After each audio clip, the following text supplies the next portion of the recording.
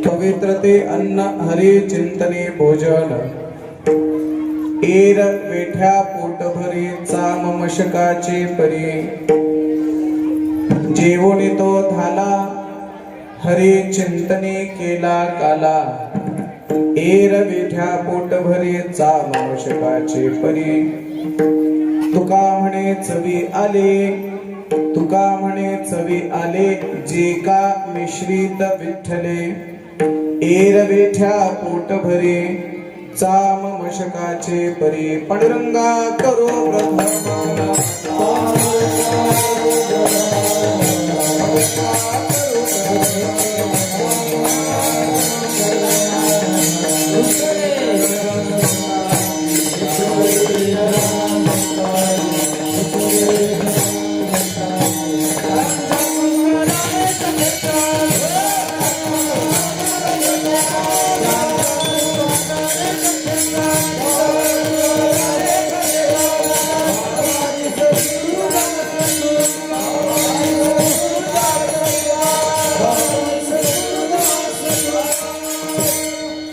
पांडुरंगा करू प्रथम नमन दुसरे चरण संतांच्या त्यांच्या कृपादाने कथेचा विस्तार बाबाजी सद्गुरुदास तुका श्रीरामचंद्र कृपालु भजमन हरण भव भय दारुणम नवकंज लोचन कंज मुख कर कंज पद कंजारुणम कंदर्प अगणित अमित छवि नवनील निरद सुंदरम पटपीत मानहु तडित रुचि सुचि नौमि जनक सुतावरम करारविंदेन पदारविंदम मुखारविंदे विनिवेशयन्तम वटस्य पत्रस्य पुटे शयानं बालं मुकुन्दं मनसा स्मरामि श्रीकृष्ण गोविंद हरे मुरारे हे नाथ नारायण वासुदेव जिवे पिबस्वामृतमेत देव गोविंद दामोदर माधवेति वंशे विभूषित करानवनीरदाभात् पीताम्बरादरुण बिंब फलाधरोष्ठात् पूर्णेन्दु सुंदर मुखादरविंद नेत्रात् कृष्णात् परं किमपि तत्त्वमहं न जाने विठला विठला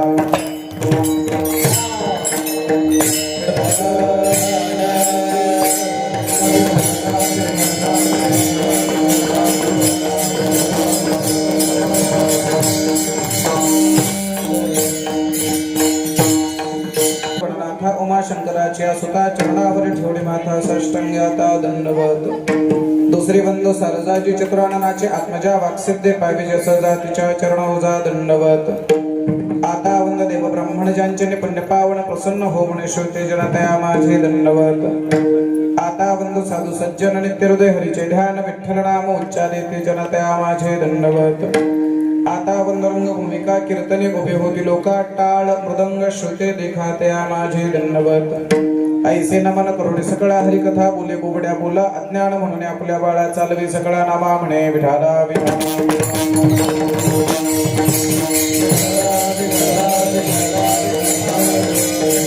ओम नमो ज्ञानेश्वरा करुणा करा दयाळा तुमचा अनुग्रह लादलो पावन झालो चराचरी नमो सद्गुरु तुकया ज्ञानदीपा नमो सद्गुरु सच्चिदानंद रूपा नमो सद्गुरु भक्त कल्याण मूर्ती नमो सद्गुरु भास्करा पूर्ण कीर्ती आत्मरूप गणेश केली स्मरण होय सकळ विद्यांचे अधिकरण तेचे वंदो श्री चरण श्री गुरूंचे ते नमस्कारोणी आता पवित्र ते अन्न हरी चिंतने भोजन एर विठा पोट भरे चाम मशकाचे परी प्राप्त प्रसंगी होत असलेली कीर्तन रूपी सेवा सेवेकरता निवडलेला अभंग देहू निवासी महाराष्ट्र भूषण पाचव्या वेदाचे निर्माते श्रीमंत श्री जगद्गुरु तुकोबारा यांचा अतिशय सुंदर असा 4 चरणाचा अभंगाच्या सेवेकरता निवडलेला आहे विठाला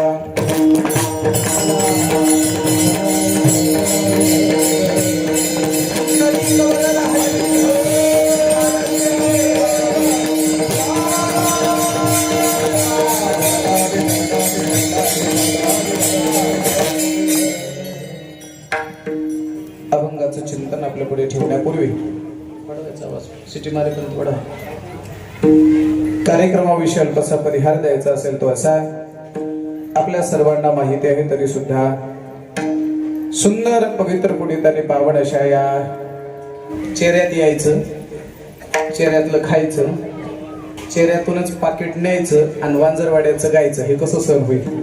पण समाजामध्ये अशी माणसं असतात, खातात एकाचं, गातात दुसऱ्याचं, प्रचार तिसऱ्याचा, मतदान. मी त्याच्यातला अजिबात नाही. ज्या गावचं खातो त्या गावचं गातो. विठाला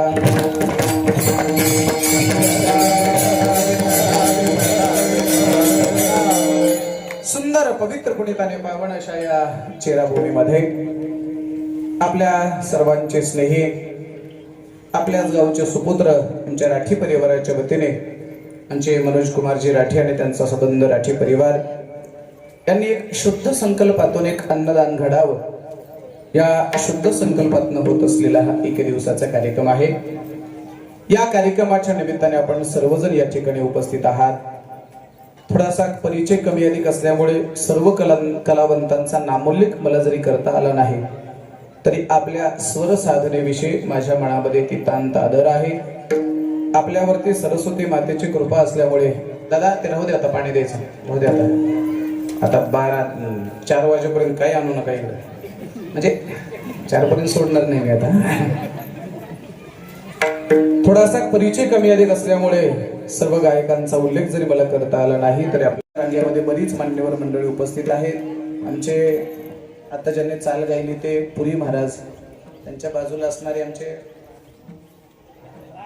लहाने महाराज कंडक्टर ना, हा आता क्लिक झालं मला ते. हा चला, म्हणजे लहाने महाराज आहेत. आदी करून सर्व गुरुजन मंडळी आपल्या सर्वांच्या चरणी विनम्र भावने नतमस्तक होतो. आणि अगदी थोड्या वेळ चिंतन मला मांडायचं आहे. काळजी करायचं काही कारण नाही. जास्त वेळ आपला अजिबात घेणार नाही, वेळेच्यात सोडणार सुद्धा नाही. माझा स्वभाव असा आहे, तुम्हाला माहिती आहे की नाही माहित नाही, आपण ज्या प्रांगणामध्ये ही सेवा करतोय ती इमारत, ती जागा ही जिल्हा परिषदची आहे, बरोबर आहे. आणि जिल्हा परिषदची बरीच शिक्षक मंडळी या ठिकाणी उपस्थित आहे. आणि विशेष म्हणजे मी सुद्धा जिल्हा परिषदला शिक्षक आहे, हे तुम्हाला ठाऊक आहे की नाही मला माहित नाही. आमचा एक नियम आहे, थोडं क्षमा मागून बोलू का, आमचा एक नियम असा आहे, शाळा किती वाजताही भरू जा.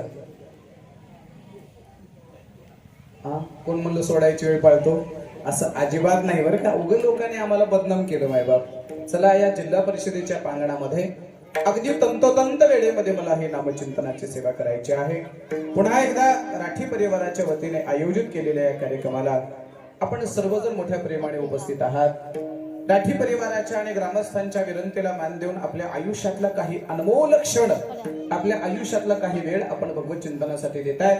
आपण जर चिंतनासाठी जर आमच्यासाठी 2 तास वेळ दिला असेल तर तो 2 तास वेळ आपला व्यर्थ न घालवणं हे आमचं कर्तव्य आहे. आमचे गुरुजी एक वाक्य बोलायचे, कीर्तनाला आल्यानंतर लोक मोठी अपेक्षा घेऊन आपल्याकडनं येत असतात आणि अशा वेळेला लोकांचा टाइमपास करून जर आपण त्यांचा वेळ वाया घालवला तर लोकांचं काय होईल माहित नाही, पण सांगणारा कीर्तनकार मात्र नरकाला गेल्याशिवाय राहत नाही, असं आमचे गुरुजी बोलायचे. आणखी पुढे बोलू का.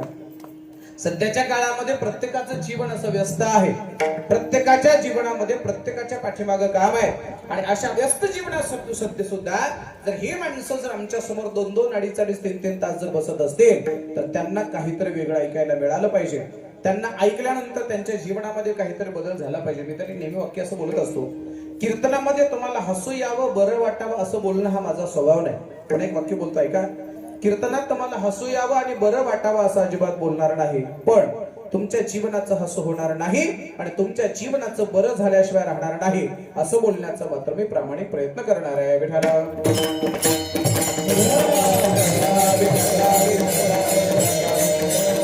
आज आपल्याला भगवंताचं चिंतनही मांडायचंय, देवही ऐकायचा आहे. केवळ देवच ऐकायचं नाही तर त्या देवाचा आमच्या आयुष्याचा काही संबंध आहे का याचाही विचार आपल्या समोर ठेवायचा आहे. आणखी पुढे बोलू का. अनेक वर्षापूर्वी घडलेलं रामायण आज आम्हाला उपयोगाचं आहे की नाही याची सांगड घालणं सुद्धा महत्वाचं आहे. अनेक दिवसापूर्वी घडलेलं भागवत, कृष्ण परमात्म्याचं चरित्र आज आमच्या जीवनामध्ये उपयोगाचं आहे की नाही याची सांगड घालणं फार महत्वाचं आहे. दुर्दैव असं आहे, सध्याच्या काळामध्ये स्वतःला शिक्षित म्हणणारी पिढी, दुर्दैवाने आम्ही त्यांना सुशिक्षित म्हणतो, तो चुकीचा शब्द आहे. स्वतःला शिक्षित म्हणणारी पिढी कधीतरी असं बोलून जातात की पुरातन काळामध्ये घडलेलं रामायण, त्या काळामध्ये घडलेलं महाभारत आज आम्हाला काय उपयोगाचं आहे. लक्षात ठेवा मित्र, असं सांगेल रामायणातल्या प्रत्येक गोष्टी आज आम्हाला उपयोगाच्या आहेत, भागवतातल्या प्रत्येक गोष्टी आज आम्हाला उपयोगाच्या आहेत, फक्त आम्ही त्याचे सांगड घालत नाहीत. आपल्या सर्वांची शोध आहे.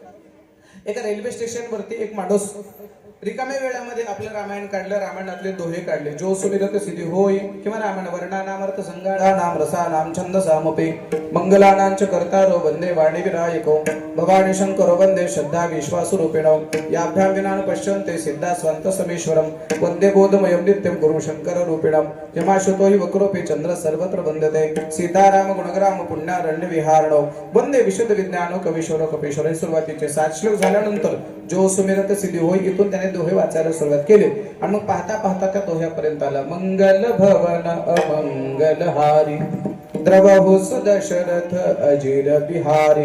रामायण वाचायला लागला, वेगवेगळ्या चाली तो म्हणायला लागला. बाजूला सुटा बोटातला कोटातला माणूस त्याच्याकडे पाहून हसायला लागला, म्हणायला लागला काय लोकांना वेड केलं म्हणले रामायणाने, काय लोकांना भागवताने कृष्णाने रामाने वेड केलं म्हणजे लोक याच्या बाहेर निघणार आहेत की नाही. हसायला लागला. त्याने विचार केला, हे बघ तुला वाचायचं नसेल तर नको वाचू, तुला ऐकायचं नसेल तर नको ऐकू, कमीत कमी वाचणाऱ्याला ऐकणाऱ्याला तर विरोध करू नको ना. 5-10 मिनिट झाल्यानंतर त्याने नको ते शब्द बोलले. 2-5 मिनिट झाले. योगायोगाने तो पाणी आणायला हौदावर नळावरती गेला. तेवढ्यात रेल्वे आली. रेल्वे आल्याबरोबर याला बाटली भरायला 2 मिनिटाचा उशीर लागला. 2च मिनिटाचा रेल्वेला स्टॉप होता.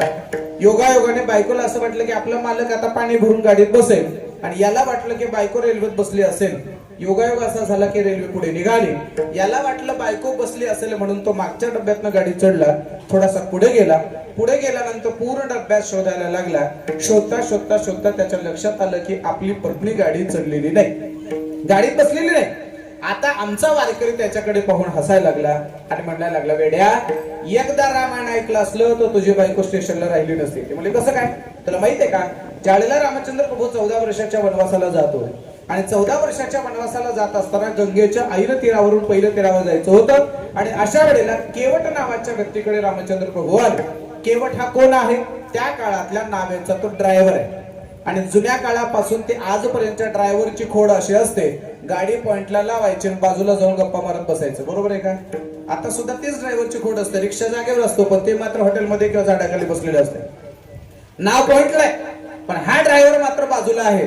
रामचंद्र प्रभू त्याच्याकडे गेले आणि त्याच्याकडे गेल्यानंतर त्या केवटाला विनंती करायला लागले, हे केवट भाई चला आम्हाला पहिलं तीरावरती सोडा. केवटाने सांगितलं, हे बघ आम्ही धंदेवाली माणसं आहे, बरोबर आहे. धंदेवाल्या माणसाने जो धंदा आहे तो इमानदारीने करायचा असतो आणि फुकटा जो धंदा करायला लागले तर लेकरा बाळाला काय खाऊ घालायचं. आणखी क्षमा मागून बोलू का, सगळेच कार्यक्रम आपल्या जवळचे असतात म्हणून काय नारळावरच करायचे असतात. कळलं मला काय बोलायचं ते. हा लेकरा बाळांना काय खाऊ घालायचं. आम्ही धंदेवाली माणसं आहेत, व्यावसायिक माणसं आहेत, काही ना काही मिळाल्याशिवाय आम्ही पुढे घेऊन जाणार नाही.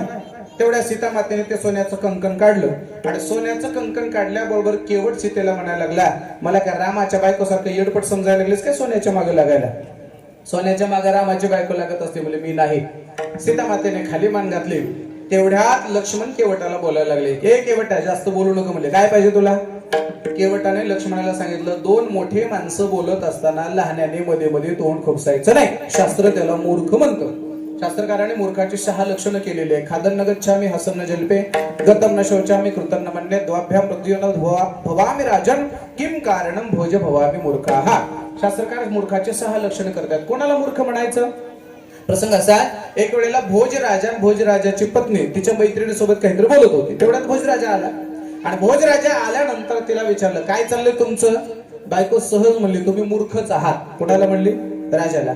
आता आपल्याला आपली बायको किती दे मूर्ख म्हणली तरी काही वाटत नाही, पण तो राजा आहे, राजाला कसं सहन होईल. आपली बायको आपल्याला मूर्ख का म्हणली याचा शोध घ्यायचा प्रयत्न केला आणि शोध घेण्याचा प्रयत्न करताना राजाने लगेच बायकोच्या अंगावर काठी घेऊन धावलं नाही.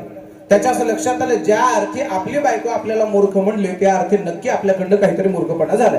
काय करावं हा विचार राजाने केला. तेवढ्यात येणाऱ्या प्रत्येक माणसाला राजाने मूर्ख म्हणावं. सैनिकाला राजाने आल्याबरोबर त्याला म्हणायचं, या मूर्खा बसा. सैनिकाने गुपचूप ऐकून घ्यायचं. का, पोटाचा प्रश्न. आणखी पुढे बोलू का. कधी कधी पोटाची परिस्थितीची मजबुरी अशी असते, ऐकून न घेण्याचे शब्द सुद्धा ऐकावे लागतात. बरोबर आहे का. सैनिकाने विचार केला, राजाला विरोध करावा तर नोकरी जाईल, लेकरा बाळांना काय खावं घालावं. सैनिकाने शांत बसावं. प्रधान आले, सेवक आले, अनेक जण आले.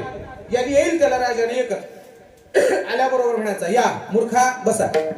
सगळ्यांनी सहन केलं, पण तेवढ्यात कालिदास नावाचा विद्वान त्या धर्मसभेमध्ये आला आणि त्या राज्यसभेमध्ये आल्याबरोबर भोजराजाने कालिदासाला बोलवायला सुरुवात केली. या मूर्खा बसा. शहाणी माणसं ज्ञानी माणसं कोणाचा अपमान सहन करत नाही. विद्वानाला अपमान कधी सहन होत नाही महाराज. बघा तुम्ही म्हणजे विद्वान माणसं कोपऱ्यात राहिली, समाजाने नाही स्वीकारलं त्यांना, पण त्यांनी अपमान आणि लाचारी कधी स्वीकारले नाही. कालिदासाने भोजराजाला बोलायला सुरुवात केली. तू मला मूर्ख का म्हणला सांग. या 6 लक्षणामध्ये मी बसतो का? कोणती 6 लक्षण आहेत? पहिलं लक्षण सांगितलं खादन्न गच्छामी. खादन्न गच्छामी, खादन्न म्हणजे खाणे, गच्छामी म्हणजे चालणे. जो चालत चालत खातो. आणखी पुढे बोलू का? चालत चालत खातो तो कोण आहे? बोला बोला बोला. मूर्ख. जो चालत चालत खातो तो कोण? मूर्ख. जो उभं राहून खातो तो कोण? मूर्ख. आणखी पुढे बोलू का? जो बफेमध्ये जेवतो तो कोण?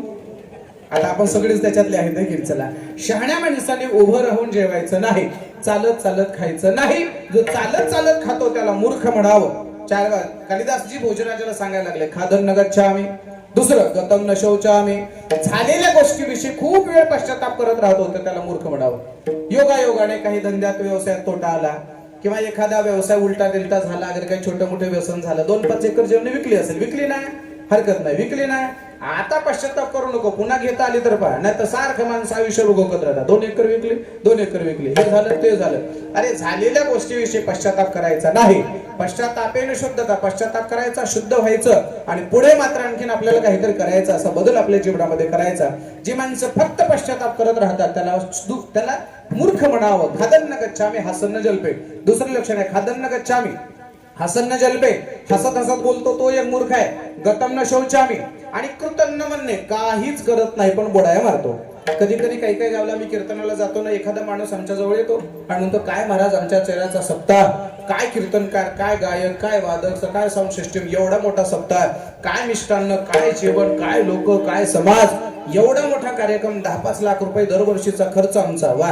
आम्ही त्याचं वर्णन अर्धा तास ऐकतो आणि अर्धा तास वर्णन ऐकल्यानंतर आम्ही सहज म्हणतो का हो या सप्ताहामध्ये तुमची एखादी पंगत होती का? ते म्हणते आपल्याला तसली सवय नाही. त्याला म्हणायचं नुसतं बोल खरा बोल. कळलं का? करत काहीच नाही, नुसतं बडाया मारतो तो मूर्ख आहे. कृतन्न म्हणणे. आणि तिसरं पुढचं लक्षण आहे कृतन्न म्हणणे.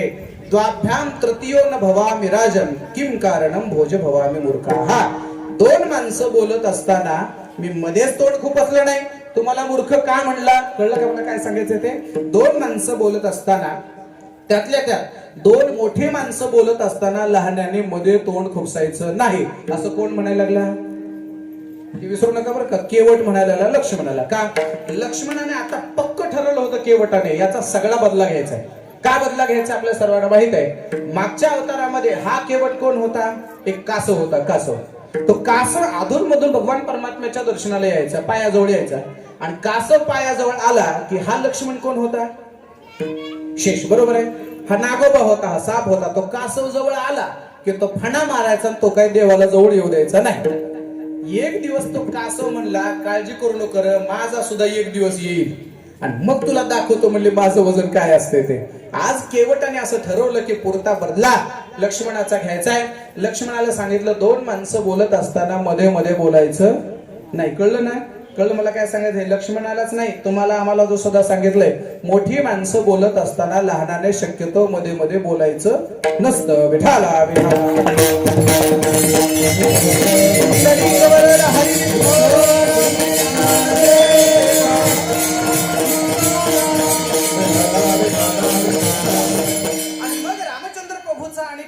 संवाद झालोय.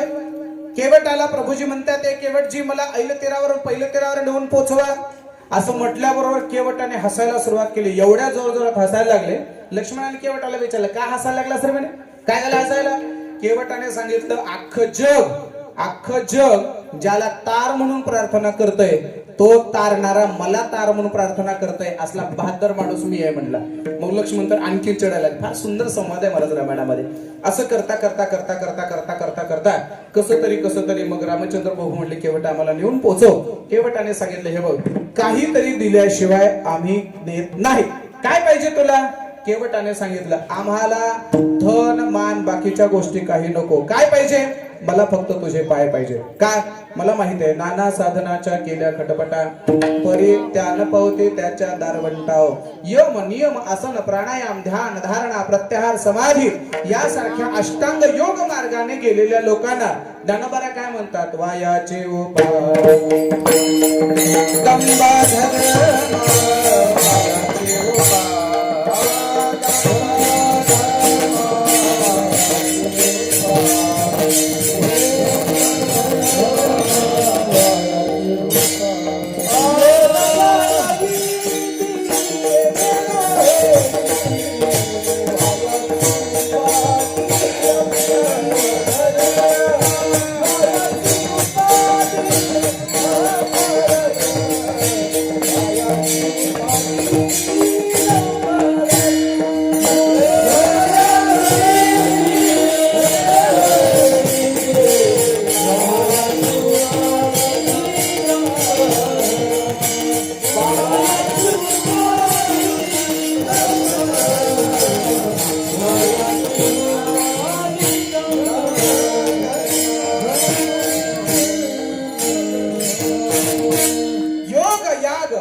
या विधी केल्यानंतर देव भेटेल की नाही माहित नाही, पण विनाकारण दंभाण आल्याशिवाय राहणार नाही. फार सुंदर बोलतात ज्ञानोबा हरिपाठामध्ये, योग याग विधी येणे नोहे सिद्धे वायाचे उपाधी दंभधर्म. उलट ज्ञानोबा फार सुंदर बोलतात ज्ञानेश्वरीमध्ये, जे योगाच्या वाटा निघाले गा सुबटा तया दुःखाचाची वाटा बागालिया.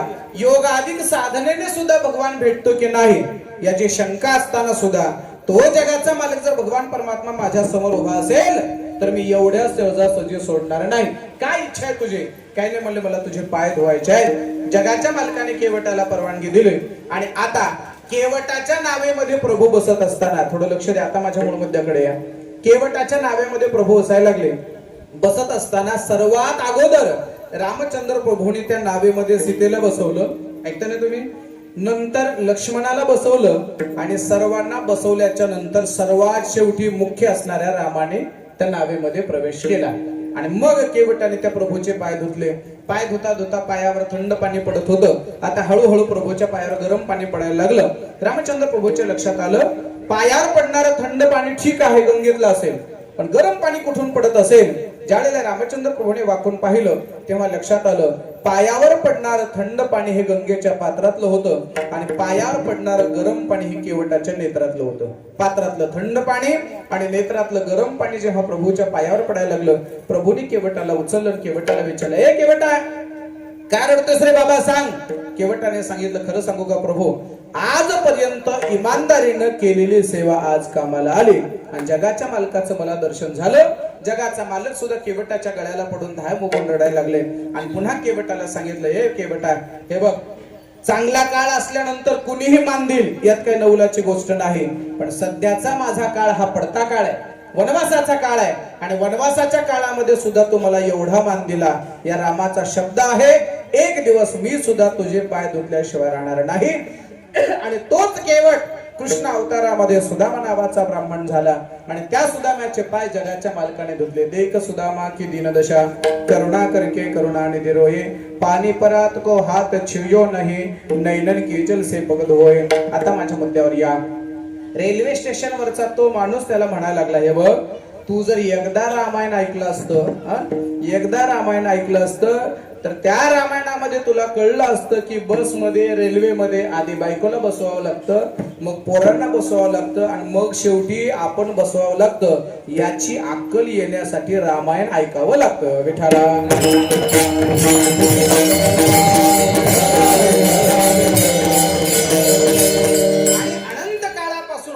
हे रामायण, त्या काळापासून चालत असलेलं भागवत आज आमच्या नित्य उपयोगाला आहे. कोण म्हणतं महाराज उपयोगाचं नाही, कुठलाही प्रत्येक प्रसंग घ्या, रामायणातला प्रसंग घ्या, अगर भागवतातला प्रसंग घ्या, प्रत्येक प्रसंग आजच्या आमच्या जीवनाला उपयोगी पडतो आहे. रामायण असेल भागवताच्या आधारानुसार कालगणनेचं स्वरूप सुद्धा आपल्याला कळतंय, आपल्या सर्वांना माहिती आहे. श्रीमद भागवत महापुराणामध्ये मैत्रेय ऋषींनी किंवा शुकदेवाने त्याचं वर्णन पुढे केले. कालगणनेचं स्वरूप सांगितलेलं, लव कशाला म्हणावं, त्रुटी कशाला म्हणावं, क्षण कशाला म्हणावं, मुहूर्त कशाला म्हणावं, प्रहर कशाला म्हणावं आणि प्रहरापासून पुढे दिवस बनतो, बरोबर आहे. 4 प्रहराचा मिळून एक दिवस, 4 प्रहराचे मिळून एक रात्र, अशा 8 प्रहराचा मिळून एक दिवस, अशा 7 दिवसाचा मिळून एक सप्ताह, अशा जवळपास 2 सप्ताहाचा मिळून एक पक्ष, 2 पक्षाचा मिळून एक मास. एका मासामध्ये 2 पक्ष असतात, माहितीये तुम्हाला? एका मासात 2 पक्ष. कोणते कोणते? कोण म्हणलं? काँग्रेस आणि भाजप? नाही, ते नाही ना. एका महिन्यामध्ये 2 पक्ष. एका पक्षाचं नाव आहे शुक्ल पक्ष, दुसऱ्या पक्षाचं नाव आहे कृष्ण पक्ष. 2 पक्षाचा मिळून एक मास, 2 मासाचा मिळून एक ऋतू, 3 ऋतूचं मिळून एक अयन आणि 2 अयनाचं मिळून एक पूर्ण वर्ष आहे. आपल्या सर्वांना माहिती आहे. 1 महिना झाला, 2 पक्षाचा मिळून 1 महिना, शुक्ल पक्ष आणि मध्य पक्ष 1 महिना झाला. 2 महिन्याचा मिळून ऋतू होतो. आपल्याला हे माहित नाही. आता आपल्याला 3च ऋतू सगळ्यांनी शिकवले, बरोबर आहे? आम्ही शाळेत असताना आम्हाला एक फार सुंदर कविता होती महाराज. त्या कवितेमध्ये ऋतूची फार सुंदर ओळख होती. ऋतू राजाचे चाहुल आला वसंत बहरोड, ही कविता होती. उन्हाळ्याच्या दिवसामध्ये सगळे बोर आटलेले असतात, विहिरी आटलेले असतात, कुठे पाणी नसतं. पण त्या काळामध्ये तसल्या उष्णतेमध्ये झाडाला पालवी मात्र त्या काळात फुटते, बरोबर आहे? झाडाला पालवी फुटायला लागली की समजायचं वसंत नावाचा ऋतू आला. पाऊस पडायला लागला की समजायचं वर्षा ऋतू आहे. थंडी पडायला लागली, हेमंत, हिमवंत, अपभ्रंशाने हेमंत झाला. हिम म्हणजे बर्फ, बर्फासारखी थंडी ज्या महिन्यामध्ये असते त्यांना हेमवंत म्हणावं किंवा हेमंत म्हणावं. दत्तात्रयाचा जन्म हेमंत ऋतूमध्ये झाला, बरोबर आहे? धरी अवतार विश्वतारावया अत्रेचे अनसुया गरोदर, ऋतू काळ हेमंत, नक्षत्र रोहिणी, शुक्ल पक्ष दिनी पूर्ण तिथी. दत्तात्रयांचा जन्म हेमंत ऋतूमध्ये. भगवान कृष्ण कन्हैयाचा जन्म वर्षा ऋतूमध्ये. वर्षा ऋतू असे कृष्ण पक्ष दसरे हे मारिला तोची होता मास. वर्षा ऋतू असे कृष्ण पक्ष वसुनाम तिथी बुधवार असे शुभ सांगत असे परीक्षिते. भगवान परमात्म्याचा जन्म वर्षा ऋतूमध्ये. काय सुंदर कविता होत्या, त्याच्यात ऋतूची ओळख होती. जुन्या काळातल्या कविता छान होत्या महाराज. जुन्या काळातल्या कविता, त्यातून देशाची ओळख होते.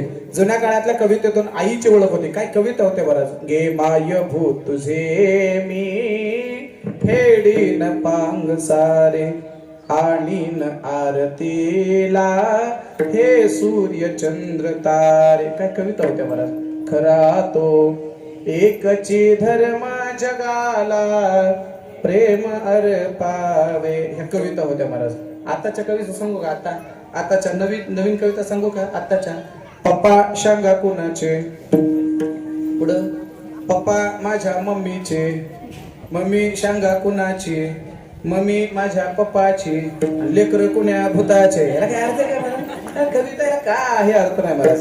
जुन्या कविता होत्या, त्याच्यात ऋतूची ओळख असायची. चला मी कालगणनेचं स्वरूप सांगतोय.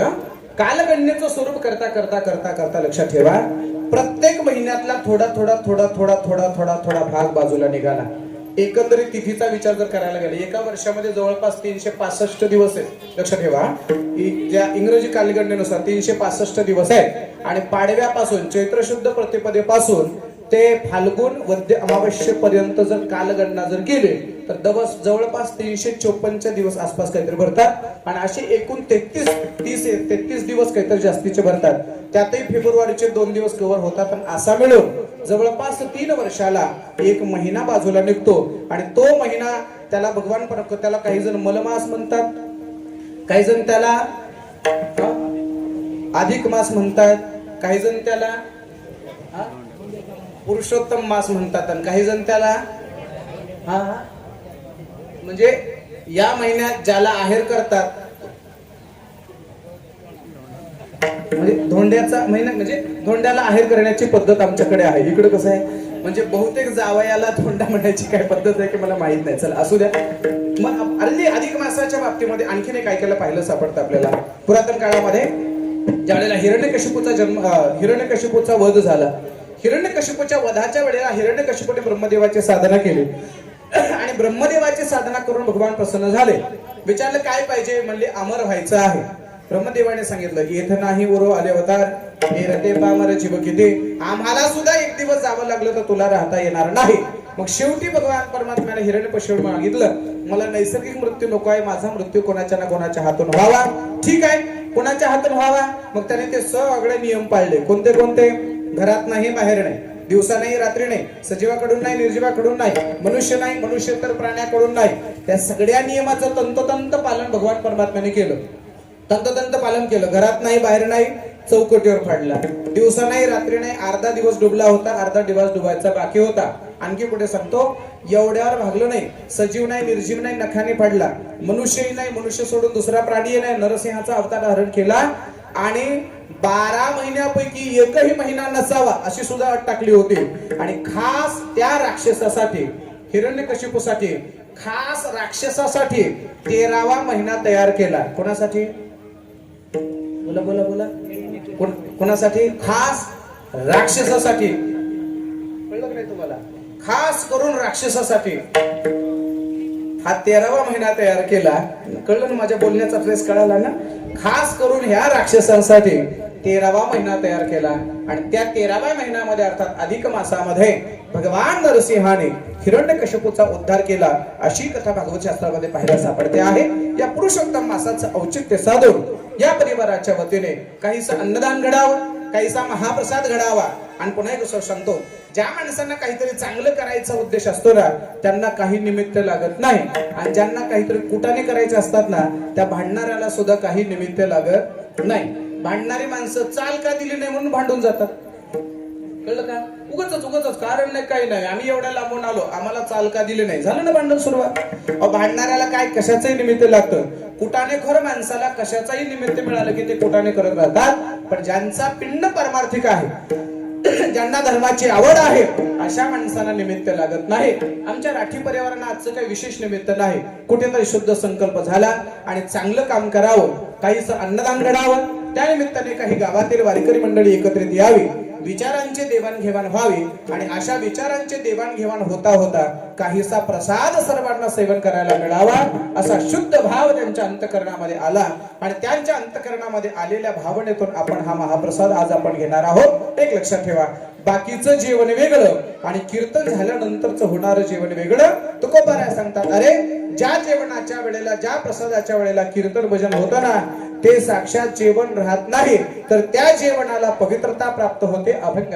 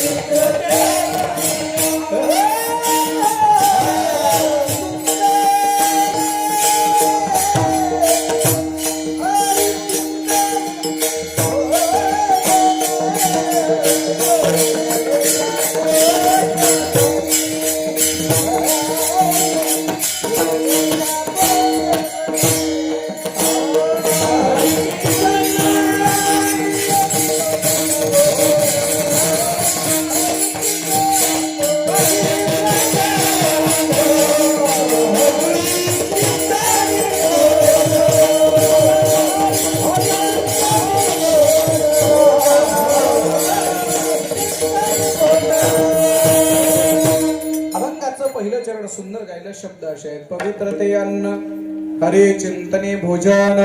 ते अन्न पवित्र आहे. कोणतं? जे अन्न हरीच्या चिंतनामध्ये सेवन केलं जातं ते अन्न पवित्र आहे. एक क्षमा मागून बोलतो तुम्हाला, ऐका. काही ठिकाणी माणसाने जेवायला बोलवलं तरी अजिबात जाऊ नये. बरोबर आहे? 2-3 ठिकाणी असे असतात. काही ठिकाणी बोलावलं तर जावं, काही ठिकाणी बोलावलं तरीही जाऊ नये, आणि काही ठिकाणी बोलावणं नसेल तरीही गेल्याशिवाय राहू नये. कळलं का?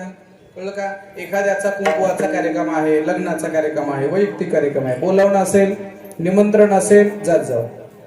एखाद्याने सुंदर अशी पार्टी आयोजित केली. पार्टी कळते ना? पार्टी पार्टी पार्टी ते पॅक किती हे सगळं माहिती आहे आपल्याला. सगळं पार्टी आयोजित केली आणि त्याने आपल्याला बोलवलं, ये रे आम्ही सगळेजण बसलोय. अशा वेळेला जरी बोलावणं असेल तरी जाऊ नये. काही काही माणसं म्हणतात, महाराज फुकट मिळत असल्यावर जायला काय हरकत आहे? बरोबर आहे का? काही काही लोक फुकट मिळते म्हणून बिघडली हो. आणखी पुढे बोलू का?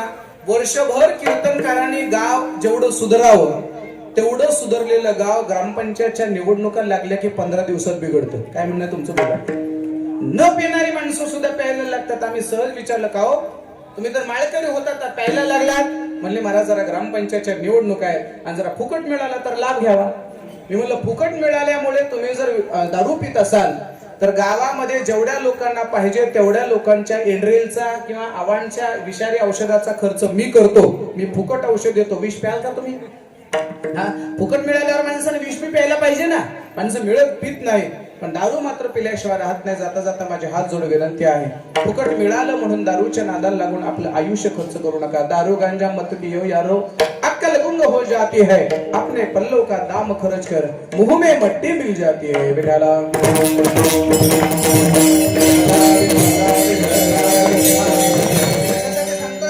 एखाद्याने दारू प्यायला बोलावलं तरी सुद्धा जाऊ नये. लग्नाचा काही वैयक्तिक कार्यक्रम असेल, बोलावणं असेल तर जावं. आणि कीर्तन चालू आहे, काल्याचं कीर्तन चालू आहे, एखाद्याच्या मावंद्याचं कीर्तन चालू आहे, भंडारा चालू आहे, महाप्रसाद चालू आहे, बोलावण्याची वाट बघायची नाही. तो का म्हणे जवळे न पाचारिता जावे. जायचंच नाही, मग जायचंच मला सोडायचं नाही. आणखी सांगू का, निमंत्रण नसेल ना पंक्तीला बसून नका प्रसाद घेऊ. फारच तुम्हाला मान लागत असेल तर उगाच 2 घास बाजूला प्रसाद घेत चला आणि पुढे चला, काही फरक पडत नाही. पण असे कण, अन्नाचे कण मात्र, आणखी पुढे बोलू, अन्नाचे असू दे अगर जीवनाचे असू दे, असे कण आपल्या आयुष्यामध्ये वेचले पाहिजेत, वेचले पाहिजेत. आणखी सांगतो पुढे, रस्त्याने चालता चालता जर आपल्याला प्रवासात पुढे जर गुंजाइश असेल, समजा गुंजाइश आहे आपल्या नियोजित कीर्तनाला, या कीर्तनाला थांबल्यानंतर वेळ होणार नाही, अशी जर परिस्थिती असेल तर मी माझ्या आयुष्यामध्ये, माझ्या तरी आयुष्यामध्ये कुठंही कुणाचंही कीर्तन असू द्या महाराज, जाऊन 5-10 मिनिट तरी बसल्याशिवाय राहत नाही. का? आमचे गुरुजी एक वाक्य बोलायचे, ते असं म्हणायचे, कोण कीर्तनकार कधी आपल्या मुखातून कोणते शब्द ब्रह्म कशा पद्धतीने फेकेल हे सांगता येत नाही. आणखी पुढे बोलू, याच अभंगावर मी याच ठिकाणी केलेलं कीर्तन आणि याच अभंगावर अन्य ठिकाणी केलेलं कीर्तन, आज जे शब्द माझ्या मुखातून निघतील ते शब्द तशाच पद्धतीने पुन्हा निघणार नाहीत. हे काय कॅसेट थोडीच रिपीट तशा पद्धतीने व्हायला. आणखी पुढे बोलू का, काही कीर्तनकार ज्यांनी भूकंपट्टी केलेले ते रिपीट तेच बोलतील, पण ज्यांनी खरोखर मौलींच्या सानिध्यामध्ये काही सेवा केली ना, प्रत्येक व्यक्तीचं, प्रत्येक अभंगाचं, प्रत्येक वेळेला चिंतन थोडंफार तरी वेगळं राहील. म्हणून आज प्रत्येक वेळेला, आज आमच्या गायकाने गायलेली चाल, आज ज्या पद्धतीने ज्या ढंगात गायली त्या पद्धतीने त्याच रागातली चाल जरी गायली तरी तशाच पद्धतीने चाल निघेल आणि तोच आनंद पुन्हा मिळेल असं सांगता येत नाही. म्हणून प्रत्येक चाल अशी आर्ततेने ऐकली पाहिजे, प्रत्येक बोल तेवढ्याच उत्कटतेने ऐकला पाहिजे आणि कीर्तनकाराच्या मुखातला शब्द सुद्धा तेवढ्याच आत्मीयतेने आम्ही ऐकला पाहिजे. का? रिपिटेशन नाहीच महाराज आयुष्याला पुनरावृत्ती नाही. म्हणून प्रत्येक क्षणाचा आनंद आपण घेतला पाहिजे. त्यातल्या त्यात चालता चालता जर एखादं कीर्तन आपल्याला ऐकायला मिळत असेल आणि असा काही भंडारा महाप्रसाद जर असेल तर तिकडे मात्र गेल्याशिवाय राहू नये. का? जिथे कीर्तन भजन झाल्यानंतर प्रसाद असतो ना, त्या प्रसादाला, त्या जेवणाला नुसतं जेवण म्हणत नाही तर त्या जेवणाला प्रसादाचं पुण्य प्राप्त होत आहे, प्रसादाचा अधिकार प्राप्त होतो. म्हणून ते अन्न पवित्र आहे. कोणतं? जे हरीच्या चिंतनामध्ये सेवन केलं जातं. शेटजीला नुसतं लोकबी जीव घालता आले असते, काय फरक पडला असता? पण नुसतं लोक जीव घातल्यानंतर तुम्ही बी एवढे आले नसते, मी तर अजिबात आलो नसतो चालू. का? आपण सगळेजण आलो कशासाठी? इथे भजनही आहे आणि इथे भोजनही आहे. भजन करता करता केलेलं जे भोजन आहे ते अन्न पवित्र आहे. आणि लक्षात ठेवा, तुम्ही प्रसाद खा, प्रसादातली चव कमी जास्त असेल पण प्रसादातलं जेवण कधी बाधत नाही. आम्ही हा प्रसाद सेवन केला पाहिजे. आणखी पुढे सांगतो, इथे बघा कीर्तनामध्ये एवढं वातावरण सात्विक झालंय, एवढं वातावरण सात्विक झालं, आपला सगळा जो पृष्ठभाग आहे तो असा स्वच्छ झालाय, सगळ्या मनातले सगळे द्वेष संपले की नाही. इथे कितीतरी माणसं अशी आहेत महाराज, कितीतरी माणसं अशी आहेत, एरवी एकमेकाचं तोंड बघत नाहीत पण मंडपामध्ये एकत्रित येऊन बसली की नाही. कितीतरी 2 मृदंगाचार्य असे असतात एकमेकाचे तोंड बघत नाहीत पण इथं मांडीला मांडी लावून बसतात. आता माईक कमी आहेत म्हणून जवळ बसले, नाही तर ते काय की नाही. हा सगळे आम्ही मतभेद विसरतो. गायक मंडळींचं बोलणं चालणं जरी नसलं तर कीर्तनामध्ये मात्र एकमेकाला मी सन्मान देतो. म्हणजे सगळे द्वैत, सगळा द्वेष घालून आपली शुद्ध अंतःकरणाची अवस्था झालेली असते. आणि अशा शुद्ध अंतःकरणाच्या लोकांच्या सानिध्यामध्ये जर आम्ही प्रसाद केला तर तो प्रसाद नक्कीच आपल्या जीवनामध्ये पवित्र प्रसाद आहे. फक्त काय करायचं? खाणाऱ्याने हे रामकृष्ण हरी म्हणत राहायचं, बनवणाऱ्याने रामकृष्ण हरी म्हणायचं आणि वाढणाऱ्याने सुद्धा रामकृष्ण हरी म्हणायचं. हे सूत्र आपल्या जीवनात लक्षात घेतलं पाहिजे. मी मागच्या महिन्यात ठाणे जिल्ह्यामध्ये डहाणूला कीर्तनाला गेलो होतो आणि थोडस मुंबई परिसरातले कीर्तन मी थोडं गाडी टाकतो, मी रेल्वेने जातो. रेल्वेने गेलो, सकाळी तिथे पोहोचल्यानंतर स्नान वगैरे काय झाल्यानंतर आम्ही थोडा आराम केला दुपारच्या वेळेला प्रवचन केलं, हरिपाठ झाला. हरिपाठाला आपल्यासारखी काही फक्त म्हातारीच माणसं मुंबईत असतात असं नाही. खरं सांगू का, मुंबईतली माणसं वेळेचंही बंधन त्यांना तेवढंच आहे, आनंदही तेवढाच घेतात. अशी सगळी 20, 25, 30 वर्षाची सगळी तरुण पोरं पोरी अशी बेधुंद होऊन हरिपाठामध्ये नाचत होते.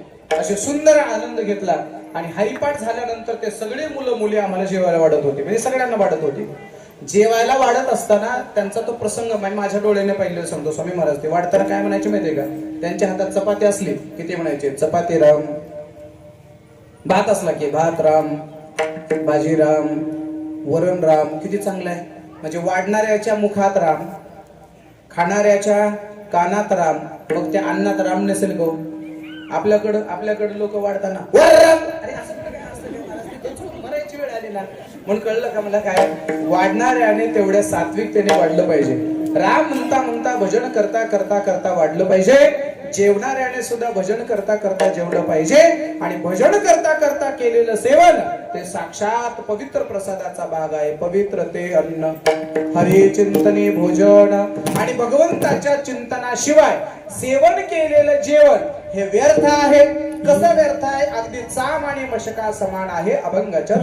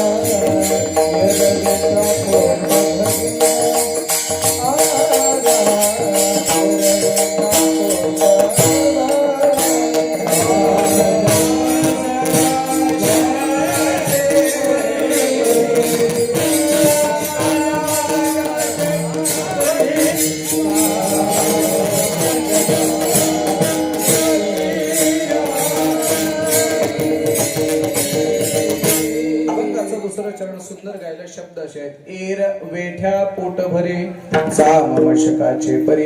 कधी कधी काही काही गाथ्यामध्ये किंवा काही काही मोबाईलच्या काळामध्ये एर विठ्या पोट भरे असा चुकीचा पाठा किंवा चुकीची टायपिंग बऱ्याच ठिकाणी झालेली आहे. तर खरा शब्द पाठा असा आहे एर वेठ्या.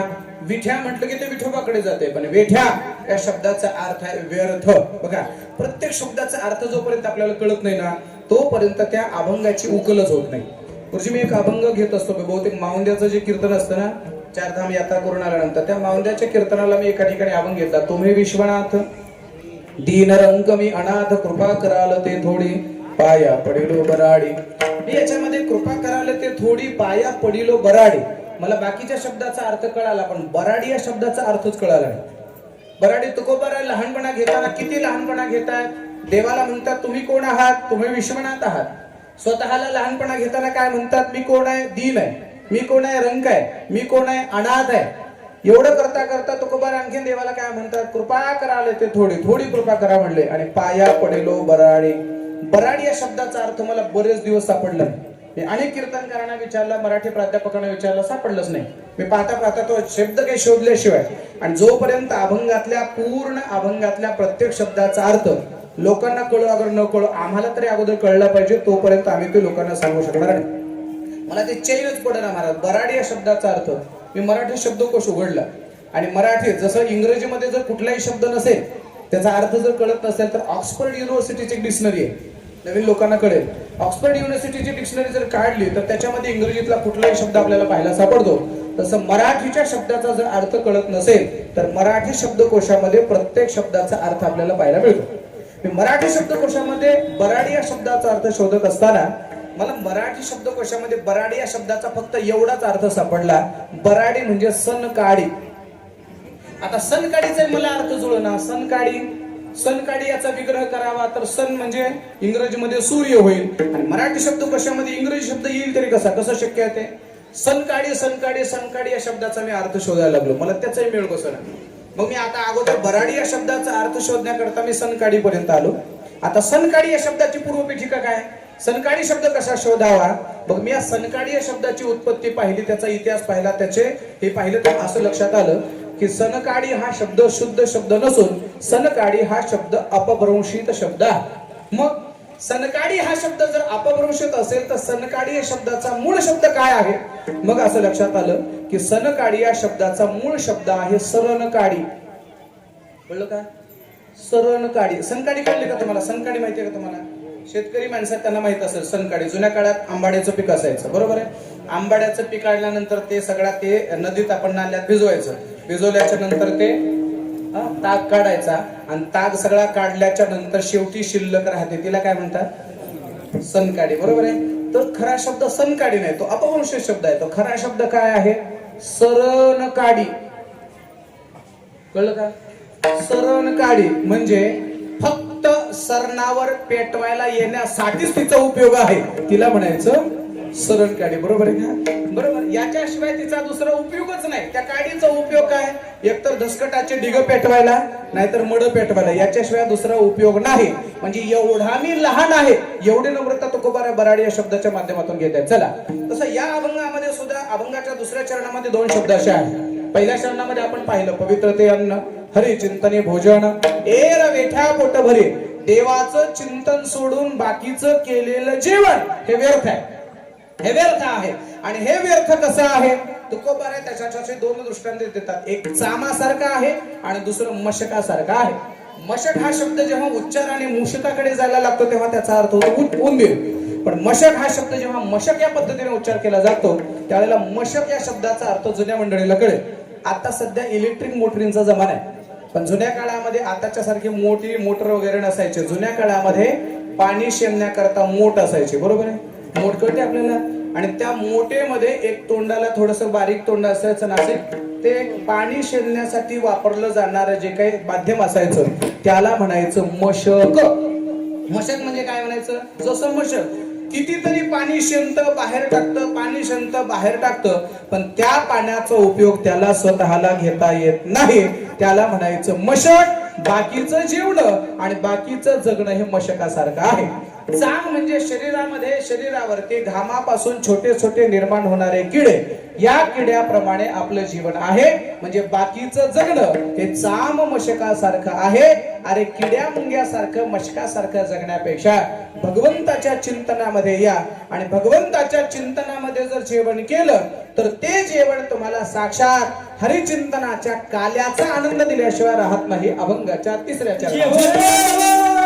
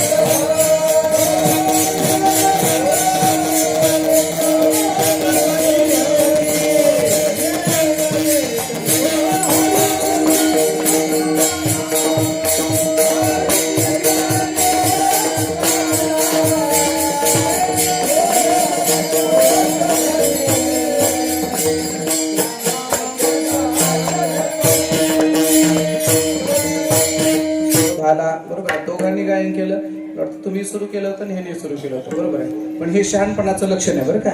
आणखी पुढे बोलू का? असं दोघांचं जर लागलंच तर म्हणजे नाही, त्याच्यात सांगतो तुम्हाला, तारा मारणाऱ्यापेक्षा शांत राहणारी माणसं मला जरा आवडतात आणि फार महत्वाचं आहे महाराज संप्रदायामध्ये. आणखी पुढे बोलू. संप्रदाय फार मोठा आहे महाराज. तुम्ही आम्ही संप्रदायाचं वाटोळ केलं, तुम्ही आम्ही बरं का, आपण सर्वांनी वाटोळ केलं. आम्ही लोकांनी कीर्तनाची मर्यादा मोडली, तुम्ही लोकांनी गायनाची मर्यादा मोडली, त्याचा परिणाम समाजावरती प्रभाव शून्य व्हायला लागला. संप्रदाय फार मोठा आहे, आम्हाला सांभाळायचा बरं का, सर्वांना मिळून सांभाळायचं आहे, फार महत्वाचं आहे. मला एवढा आनंद वाटला, मला वाटतं पहिली चाल तुम्ही म्हणली, बरोबर आहे. नंतर दुसरं महत्वाचं आहे, असं जर सर्वांनी मिळून जर वाटून घेतलं ना, वाद होत नाही. नाहीतर असं होतं महाराज, काही काही ठिकाणी असे दोघं जण सुरू करते, जणू काही ते प्रमाण सुरू झाले का दोन कटाळ्याचे टक्कर सुरू झाले हेच कळत नाही. इथं फार महत्वाचं आहे, थांबले ना हे फार शहाणपणाचं लक्षण आहे. हे शहाणपणा नक्कीच कौतुकास्पद आहे. मी तर या मताच आहे. शहाण्या माणसाने आपलं प्रमाण झालं ना, आपली चाल झाली ना, शहाण्या माणसाने आपलं माईक दुसऱ्याच्या पुढे देत जावं, दुसऱ्याच्या पुढे देत जावं, हे खरं शहाणपणाचं लक्षण आहे बरं का. तुम्ही फार सुंदर मृदंग वाजवतायत, माझी तुम्हाला विनंती आहे, तुम्ही विठोबा रखुमाई पर्यंत जर भजन कीर्तन वाजवलं ना, विठोबा रखुमाई झाल्याच्या नंतर दुसऱ्याला वाजवायला संधी दिली पाहिजे का? त्याचं कारण सांगतो. जुन्या खोडाईने एकदा पकवास धरला की शेवट सोडलाच नाही, म्हणून नवीन भजनी तयार झाली नाही. कळलं का? कुठेतरी आम्ही अर्ध्यातून किंवा आपलं झाल्यानंतर दुसऱ्याला संधी दिली पाहिजे. फक्त हा नियम मला लागू करू नका म्हणजे झालं.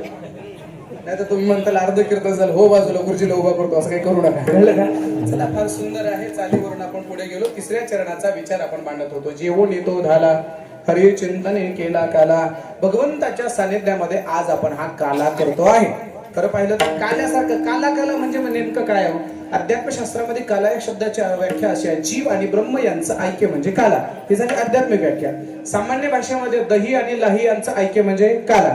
दही आणि लाही यांचं ऐक्य काय करावा? दही नुसतं खायला गेलं तर आंबट लागतं आणि लाही नुसती खायला गेलं तर तोंड फाटतं. मग ती दही आणि लाही एकत्रित जर आलं तर लाहीचा कठोरपणा जातो आणि दह्याचा आंबटपणा जातो आणि त्याच्यातून एक सात्विक पदार्थ तयार होतो, त्याचं नाव आहे काला.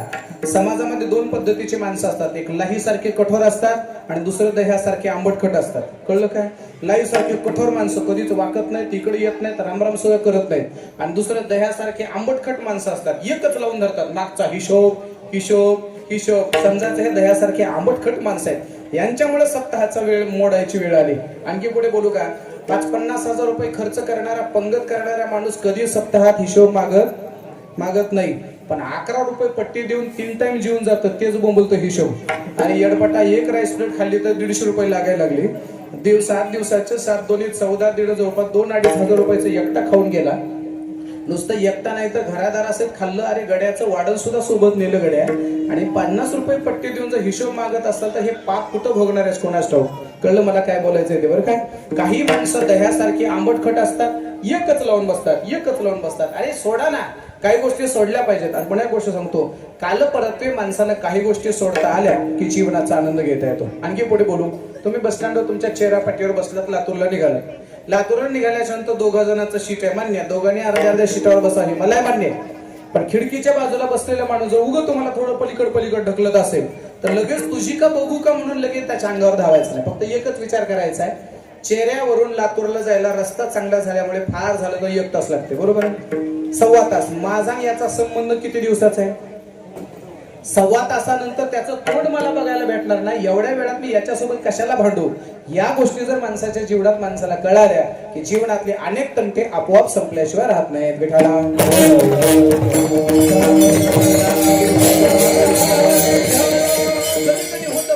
कधी होतं. आता साऊंड सिस्टीम जमली, आता नाही जमली ना ताण घ्यायचा नाही, जास्त लोड घ्यायचा नाही. एकच विचार करायचा, आपला याचा संबंध किती वेळाचा आहे, बरोबर आहे का? आणि त्यांनी कशी का साऊंड सिस्टीम लागणार? शेठजी मला द्यायचं, जेवढं द्यायचं तेवढे तर म्हणजे मला नाही तुम्हाला बी देणार आहे, त्याची काळजी करायचं काही कारण नाही. बरं, त्या लक्षात ठेवायचं आपण.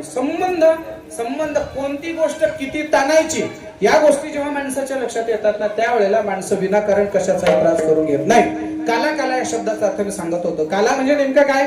काला म्हणजे दही आणि लाही यांचं ऐक्य म्हणजे काला.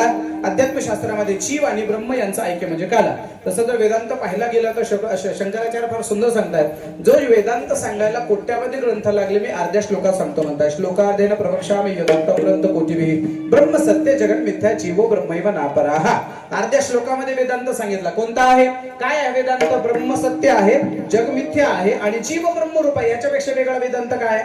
जीव हे ब्रह्मरूप आहे, म्हणजे जीव आणि ब्रह्म यांच्यामधलं भिन्नत्व नाही आणि जीव आणि ब्रह्म यांच्यातलं भिन्नत्व नष्ट होऊन जीवाला ब्रह्मदशा प्राप्त होणं या नाम काल आहे. बरोबर आहे. जीवाची जीवदशा, जीव आणि देव यांच्यातले भेद निघून गेला की काला झाला. तो का म्हणे काला कोठे अभेद देखील भेद विरहित झालेली अवस्था म्हणजे काला आहे. देवाचा आणि भक्ताचा भेद संपला, काला झाला. गावातला जातीचा भेद संपला, काला झाला. गावातला भजनी मंडळाचा भेद संपला, काला झाला. इथं आहेत का नाही 2-4 भजनी मंडळ असतातच गावात, काही हरकत नाही. पण एकमेकाचे भजनाचे वाद सोडायचे. मी असं म्हणेल बायबा, तुम्ही 4 ठिकाणी भजन जरूर करा, माझा त्याला विरोध नाही. कारण गावात 50 भजने आणि 50 भजने जर एका ठिकाणी भजनाला बसले तर एका भजनाला रात्रभर जागर केला तर एक अभंग सुद्धा वाटायला येत नाही. मान्य. 50 जणांनी 5 ठिकाणी 10-10, 15-15 जणांचा ग्रुप करायचा, सर्वांच्या अभंग वाटायला येतो. देवाची भक्ती करते ते विष्णूकडे तोंड बघायला येत नाही. कोणी पांडुरंगाचे भक्त ते महादेवाच्या मंदिरात जात नाहीत. कोणी सांगितलं हा शहाणपणा? कोणी सांगितलं महाराज? अहो जगातला पहिला वारकरी पंढरपूरच्या वारीची पद्धत जर कोणी सुरू केली असेल तर ते महादेवानी. आपल्या सर्वांना माहिती आहे भगवान पांडुरंगाच्या डोक्यावर काय आहे? हो महायोग पीठे तटे भीमरत्या मरुण पुंडरी काय वैष्णव शिरोमणी महादेव.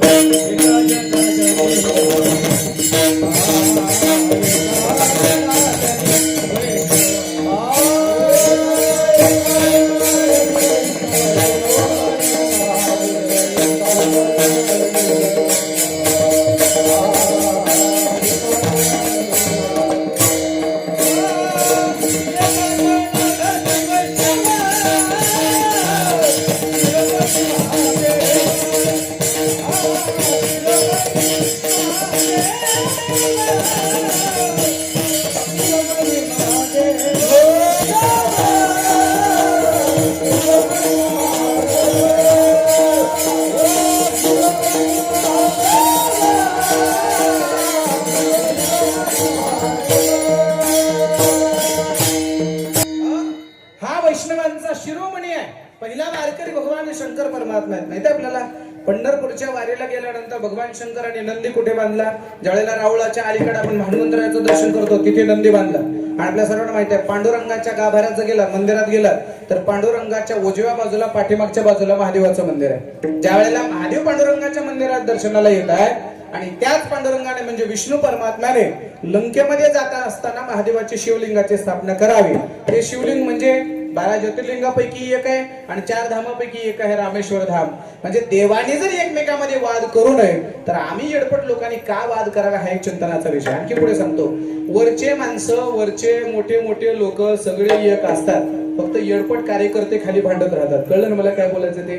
वर यांचा सगळा कार्यक्रम ठरवून असतो, कोणी काय करायचं, कोणी कोणता मुद्दा मांडायचा, कसं कोणत्या मुद्द्याला बदल द्यायचे, सगळे एका फ्लॅटमध्ये एका हॉटेलमध्ये राहून ठरवतात. आम्ही मात्र भेद करतो. लक्षात ठेवा, आपल्या जीवनातला भेद गेला, भेद घालवला की समजायचं आपल्या जीवनामधला काला झाला. बरोबर आहे. जेवणी तो झाला हरी चिंतने केला काला. आता काला कोणी केला? भगवान कृष्ण परमात्म्यासोबत केवळ त्याच्याच जातीचे गोपाळ होते असं आहे का महाराज? नाही, सगळ्या जातीचे गोपाळ होते. आणि पुन्हा गोष्ट सांगतो, जी माणसं सगळ्या जातीला घेऊन चालतात ती माणसं समाजामध्ये मोठे होतात. मग ते राजकारण असू द्या, अगं धर्मकारण असू द्या, सगळ्या जातीला घेऊन चाललं पाहिजे. आणखी पुढे सांगू का? छत्रपती शिवाजी महाराज एवढे मोठे का झाले? एवढे मोठे का झाले? सगळ्या जातीला घेऊन चालले म्हणून छत्रपती राजे मोठे झाले. माहिती आहे आपल्याला? कुणी तर तो आपल्या शिवा काशीद नावाचा व्यक्ती राजासाठी जीव द्यायला तयार झाला. तानाजी मालुसरे काही राजांच्या जातीचा होता का? नाही. सगळ्या जातीचे मावळे एकत्रित केले आणि सगळ्या मावळ्यांना एकत्रित करून छत्रपती शिवाजी महाराजांनी स्वराज्य प्रस्थापित केलं. आपल्यालाही जर मोठं व्हायचं असेल ना, थोडासा जरा भेद बाजूला सारला पाहिजे. मग तो जातीचा असेल, पार्टिशनचा असेल, राजकारणाचा असेल, सगळा भेद बाजूला काढला पाहिजे. सगळ्या गोपाळांना एकत्रित केलं पाहिजे आणि गोपाळांना एकत्रित केल्यानंतर गोपाळांच्या सानिध्यामध्ये आम्ही काहीतरी खेळ खेळला पाहिजे. आपल्या सर्वांना माहिती आहे भगवान कृष्ण कन्हैयाने गोपाळांच्या सानिध्यामध्ये अनेक पद्धतीचे खेळ खेळले. कोणते कोणते खेळ खेळले आता मी तुम्हाला 1-2 खेळाची ऍक्शन करून दाखवतो. तुम्हाला त्या खेळाची नावं सांगा. 1-2 खेळाची ऍक्शन करून दाखवतो. असा इकडून चेंडू फेकायचा, तिकडून असा फळीने मारायचा. त्या खेळाचं नाव बोला बोला. क्रिकेट. बरोबर आहे. सध्या क्रिकेटचा जमाना आहे. क्रिकेट. त्याला कोणी कोणी चेंडू फळी म्हणतं. बरोबर आहे. कोणी बॅट बॉल म्हणतं. चला, या खेळाचं नाव आहे क्रिकेट. दुसरा एक खेळ सांगतो तुम्हाला, लक्ष दे माझ्याकडे. इकडे 7 खेळाडू, तिकडे 7 खेळाडू, मधात रेषा, असं मध्ये रेषा ओलांडायची, असं दर्शन करायचं आणि कबड्डी कबड्डी कबड्डी कबड्डी म्हणायचं. या खेळाचं नाव कबड्डी. बरोबर आहे. आता कबड्डी कृष्णाच्या काळामध्ये त्याला हुतुतू म्हणायचे. खेळ होतो तो आता खेळ होतो तो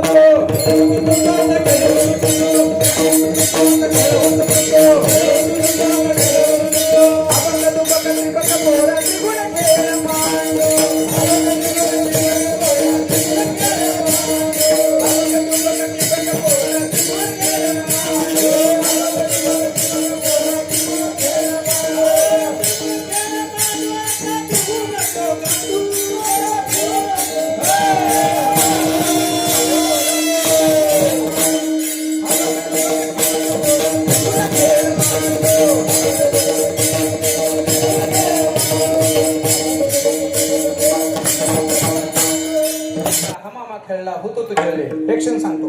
इकडे 7 खेळाडू, तिकडे 7 खेळाडू, मध्य रेषा ओलांडायची आणि समोरच्या खेळाडूकडे जायचं. किती वेळापर्यंत? 1 मिनिट 2 मिनिट नाही. त्याचं उत्तर आहे दम असेपर्यंत. बरोबर आहे. दम असेपर्यंत कबड्डी कबड्डी कबड्डी म्हणायचं. नुसतं कबड्डी कबड्डी म्हणायचं नाही, तर समोरच्या कॅप्टनला, खेळाडूला स्पर्श करायचा, परत यायचं, अशी हाबूक ठोकायची आणि त्याला सांगायचं, हा पाठव तुझ्या गड्याला, आता मी यायला तयार आहे.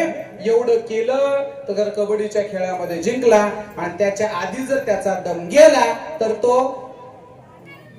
म्हणा ना मेला. कळलं का? आता या खेळाचा ना आपल्या जीवनाचा काय अर्थ आहे? दम म्हणजे दुसरं तिसरं काय नसून दम म्हणजे आपलं आयुष्य.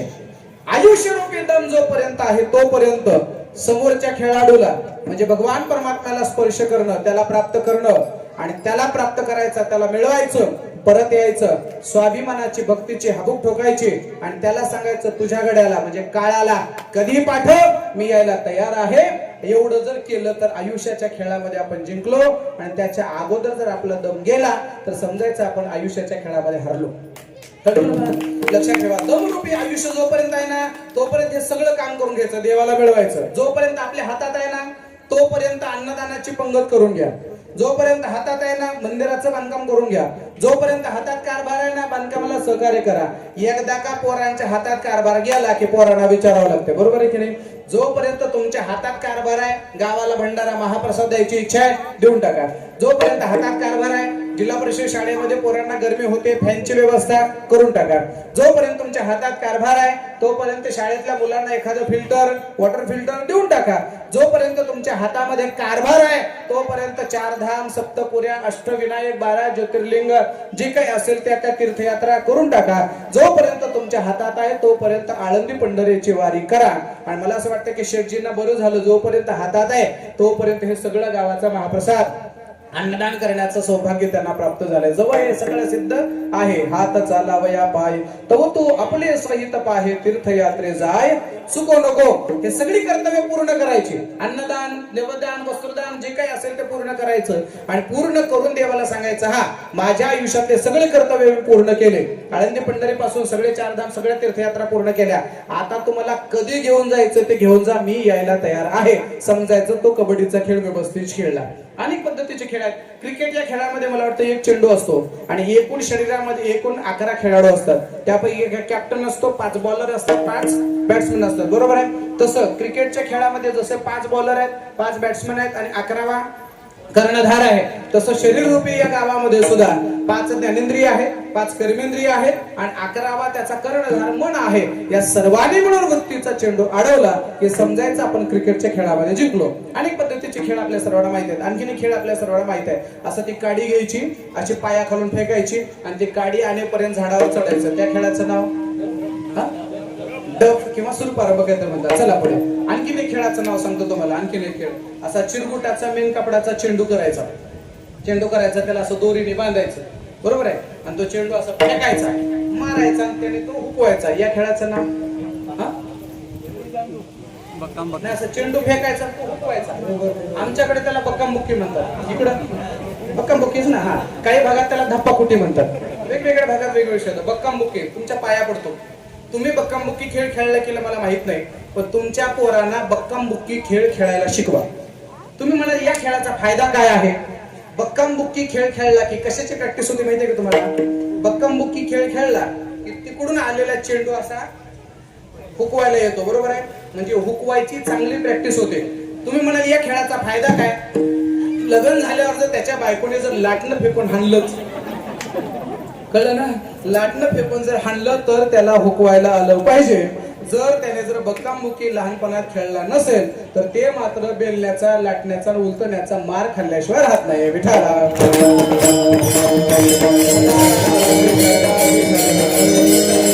अनेक पद्धतीचे खेळ गोपाळांसोबत भगवान कृष्ण परमात्म्याने खेळले.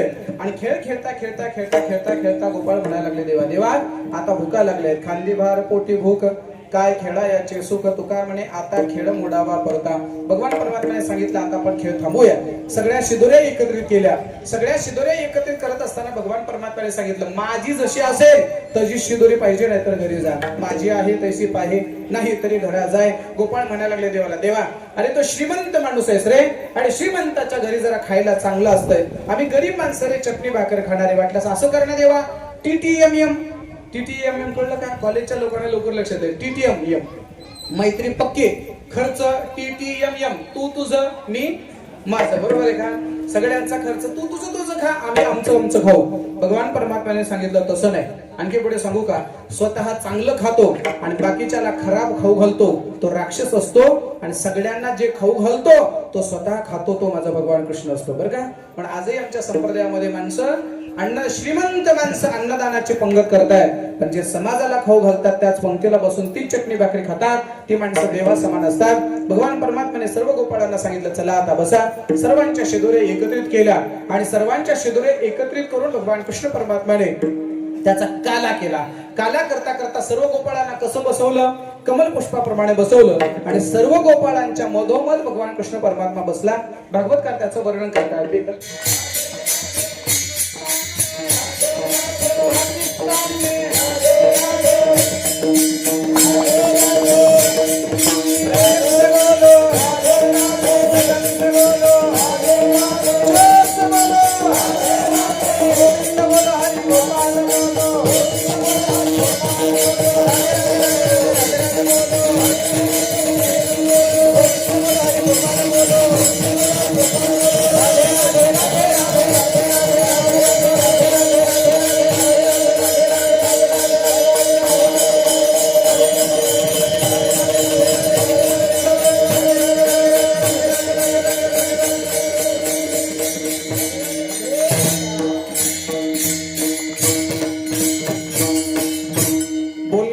सब राधे राधे, न बोलने वाले कोण म्हणलं गदे गदे, सर्वजण राधे राधे. चला, भगवान कृष्ण परमात्म्याने गोपाळांच्या सानिध्यामध्ये काला केला.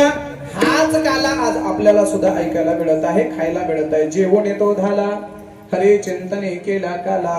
भगवान कृष्ण परमात्म्याने काला केला, आणि काला करता करता तो काल्याचा प्रसाद भगवान परमात्म्याने स्वतः वाढला. बिभ्रद वेणोम जठर पठयो शृंग वेत्रेच कक्षे वामे पाणो, डाव्या हातामध्ये वामे पाणो मश्रुण कवलम तत्फला निंगुलिशो तिष्ठन मध्ये सुपरी सुरदो हासय नर्म विस्वये स्वर्गे लोके मिशते बुभुजे यज्ञ भुगबाल केली.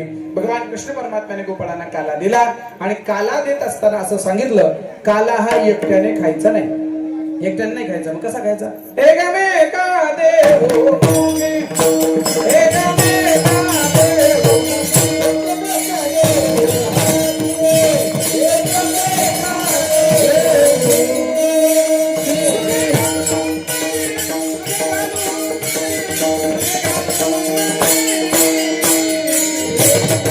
घालायचा, आणि मग आपण काला खायचा. सूत्र लक्षात ठेवा. जी माणसं दुसऱ्याला खाऊ घालतात ती माणसं स्वतः पोटभर खातात. एक छोटा प्रसंग सांगतो, ऐका. असाच एका ठिकाणी सुंदर कार्यक्रम आयोजित केला. त्या कार्यक्रमाला देवही आले आणि राक्षसही आले. समाज भरपूर होता. संयोजकाने सांगितलं आपल्याला जेवण करायचे, कार्यक्रम आता संपणार आहे. एका पंक्तीला सर्वांना बसता येणार नाही, आपल्याला 2 पंक्ती करायच्या. सांगा पहिल्या पंक्तीला कोण बसणार? राक्षस म्हणले आम्ही बसणार. सांगा पहिल्या पंक्तीला कोण बसणार? राक्षस म्हणले आम्ही बसणार. सांगा पहिल्या पंक्तीला कोण बसणार? बोला बोला, पहिल्या पंक्तीला कोण बसणार? बोला बोला बोला, राक्षस बसणार. देवाने विचारलं तुम्ही कसं काय? देवाने सांगितलं सगळ्यांची जेवण झाल्यानंतर शेवटच्या पंक्तीला आम्ही जेवू. आणखी पुढे बोलू का? पहिल्याच पंक्तीला जेवून घेतात ते बोला बोला बोला राक्षस असतात आणि सर्वांना जीव घालून शेवटच्या पंक्तीला समाधानाने जेवतात ती माणसं खऱ्या अर्थाने देवा समान असतात. कळलं का? आजही सांगतो तुम्हाला, आजही सप्ताहामध्ये किंवा कुठल्याही कार्यक्रमात अशी माणसं आहेत सगळ्यांना जीव घातल्यानंतर शेवटच्या पंक्तीला जेवतात ती माणसं खरोखर देवासारखी आहेत. आणखी पुढे बोलू का? आमच्या सारख्या कीर्तनकारापेक्षा ती माणसं जास्त पुण्यवान आहेत. ती कधी पडद्याच्या पुढे येत नाहीत, त्यांचा कधी सत्कार होत नाही, त्यांच्या गळ्यात कोणी हार टाकत नाही. पण खरं सांगतो आमचे धर्मकार्य जिवंत आहेत अशा निस्वार्थ भावनेने सेवा करणाऱ्या लोकांमुळे. आजही गावामध्ये 2-5 लोक असे असतात रुपये घेत नाहीत पण सगळे भांडे धुतल्याशिवाय सगळा कार्यक्रम पार पडल्याशिवाय घरी जात नाहीत. ही देवासारखी पुण्यवान माणसं आहेत म्हणून धर्मकार्य टिकून आहे. माहिती पहिल्या पंक्तीला कोण बसणार? बघू आता कोण बसतं इथे. त्या राक्षसाची पंगत बसली. पहिली पंगत बसली. संयोजकाने सांगितलं आमचा एक नियम आहे. कोणता नियम आहे? जेवताना हात कोपरातून वाकवायचा नाही, हा आमचा नियम आहे. आणि लक्षात ठेवा कुठं काय नियम असेल काही सांगता येत नाही. तुम्ही पंढरपूरला जर काही फडावर जर गेला तर त्या फडावर असा नियम आहे जेवताना शर्ट काढल्याशिवाय कपडे काढल्याशिवाय जेवू देत नाही. बरोबर आहे का? आणि शर्ट काढल्याशिवाय जेवू देत नाही आणि शर्ट काढल्यावर तिथं उघड पडतं हे माळकरी आहे का गोळकरी येते. अशी पाचगत तुमच्या जीवनामध्ये होऊ नये, असा अपमान होऊ नये असं वाटत असेल तर आतापासून गळ्यामध्ये तुळशीची माळ घाला. संयोजकांनी सांगितलं हात कोपरातून वाकवायचा नाही. मग काय केलं? सर्वांनी त्यांच्या हाताला अशा कामट्या म्हणा सळ्या म्हणा असे बांधले. राक्षस जेवायला बसले. जेवायला बसल्यानंतर जे काय असेल ते मिष्टांना जेवायला वाढलं. राक्षसाने सांगितलं करा सुरू जेवायला. आता राक्षसाने जेवायला सुरुवात केली. ताटातलं घेतलं. पहिला नेमका भात आमटीचा घास काय जे असेल ते जेवायला सुरुवात केली. बघा बरं जमल का? जमल का? ते अंदाजे टाकला ते नेमकं नाकावर पडलं ते ठसकतच बसलं. दुसऱ्याचा अंदाज चुकला ते डोळ्यावर पडला ते डोळे चोळत बसले. असं करता करता 20 मिनिटाचा वेळ होता. 20 मिनिटामध्ये कोरकर चपाती पोळी सुद्धा त्यांच्या पोटात गेली नाही. संयोजकाने सांगितलं 20 मिनिटाचा वेळ होता, जेवायला वेळ संपली, आता उठा. राक्षसांच्या ताटावर तसंच उष्ट राहिलं. आता बोला ताटावर उष्ट कोणी ठेवलं? बोला बोला बोला, राक्षसाने. ताटावर उष्ट ठेवणारे कोण? कळलं नाही तुम्हाला? कळलं ना? ताटावर उष्ट ठेवणारे महाराज. लाज वाटते आम्हाला. माणसं हॉटेलमध्ये गेल्यावर प्लेटा चाटू चाटू खातात का? 200 रुपयाला पनीर मसाला असतो म्हणून, है की नाही? 200 रुपयाला भाजी असते म्हणून प्लेटा चाटू चाटू खाता. आणि आमच्या कीर्तनात भजनात महाप्रसाद फुकट असतो म्हणून ताटावर उष्ट ठेवता. कोणी सांगितलं हा शहाणपणा? माझी हात जोड विनंती आहे बाबा, लागेल तेवढं घेत जाऊ. आणि कोण म्हणलं जेवायला बसल्यानंतर प्रत्येकाला कळत नाही का? मी जेवायला बसल्यानंतर मला माहित असते मला 2 भाकरीची भूक आहे, त्या 2 चपात्याची भूक आहे, वाटीवर भाताचे. कळत नाही का? आपल्याला कळत नाही का मला एवढं पोटात लागणार आहे तेवढंच आपण घ्यायला पाहिजे. पण दुर्दैव आहे आतापर्यंत आपल्याला जेवणाचा मेळ बसला नाही तर आयुष्याच्या संसाराचा कसा मेळ करणार? ज्याला जेवणाचा मेळ कळाला, ज्याला भोजनाचं व्यवस्थापन जमलं त्याला संसाराचं सुद्धा व्यवस्थापन जमतं. बरोबर आहे का? आपल्याला कळलं आपल्याला 2 भाकरीची भूक आहे, ताटामध्ये 2.5 भाकरी आहे, अर्धी भाकरी जास्त झाली काढून ठेवली पाहिजे. तसं आपल्या आयुष्यामध्ये कळलं पाहिजे या वर्षात माझ्याकडे 2 लाख रुपये येणार आहे, खर्चाच्या बाजू 1.5 लाखाची आहे, 1.5 लाख खर्च होणार आहे, 2 लाख येणार आहे, 50,000 रुपये बाजूला काढून ठेवले पाहिजे. मग तेच 50,000 रुपये पोराच्या फीसला कामाला येतील, लेकराच्या दवाखान्याला कामाला येतील. मग आम्हाला हे जर नाही कळलं ना, मग संकट पडलं की ह्याला त्याला हात मागत बसावा लागतो, याला त्याला हात पसरावा लागतो. ज्याला जेवणाचं व्यवस्थापन जमलं त्याला आयुष्याचं सुद्धा व्यवस्थापन जमतं. लक्षात ठेवा. माझी पुन्हा पुन्हा हात जोडून विनंती आहे. आमच्या मनोशेजी परिवाराने सुंदर मिष्टांनाचं जेवण आपल्याला केलंय. फक्त एकही कण तुमच्या ताटावर वाया राहणार नाही, शिल्लक राहणार नाही याची काळजी सर्वांनी घेतली पाहिजे. बरं का? माझे हात जोडून विनंती आहे. सारे वापरे वाईट वाटतं मला आज कितीतरी लोक असे आहेत ज्यांना 2 वेळेला पोटभर जेवायला मिळत नाही. आम्ही ज्ञानोबा तुकोबारायांच्या संप्रदायाच्या सानिध्यात आलो म्हणून आपल्याला मिष्टान्नाचं जेवायला मिळतंय. आम्हाला त्या अन्नाची जर कदर नसेल तर ते अन्न आमच्यापासून दूर जाण्याची शक्यता आहे. राक्षसांच्या ताटावर तसंच उष्ट राहिलं, राक्षस उठले. आता दुसरी पंगत बसली देवांची. देवालय तोच नाही, देवालय सांगितलं तुमचा हात कोपरातून वाकवायचा नाही. देवाने हुशारी केली. काय केली माहितीये का? देवाने आपल्या ताटातला घास मोडला, आपल्या ताटातला घास घेतला आणि समोर जो देव बसला होता ना त्या देवाला खाऊ घातला. हात वाकवायचा प्रश्न नाही. आणि याने त्या देवाला खाऊ घातल्यावर ते देव गप्प बसला असलोय, त्याने त्याच्या ताटातला घास मोडला, याला खाऊ घातला. बघता काय 20 मिनिट कशाला, 10 मिनिटांमध्ये गुंड्या तुटेपर्यंत जेवाची जेवण झाली. कळलं काय? याच्यातला दुसरा सिद्धांत असा आहे, राक्षसांनी केवळ स्वतःच्या पोटाचा विचार केला म्हणून राक्षस उपाशी राहिले. देवाने दुसऱ्याच्या पोटाचा विचार केला म्हणून देव पोटभर जेवले. काला हा दुसऱ्याला खाऊ घालायचा असतो आणि जी माणसं दुसऱ्याला खाऊ घालतात त्यांना माझा भगवान परमात्मा पोटभर खाऊ घातल्याशिवाय राहत नाही. ही गोष्ट लक्षात ठेवा. काला हा एकट्याने खायचा नाही. भगवान परमात्माने सांगितलं काला एकमेकाला खाऊ घाला. एकमेका देवमुखे सुखे घालो हुंबरी. एकमेकाला काला खाऊ घाला.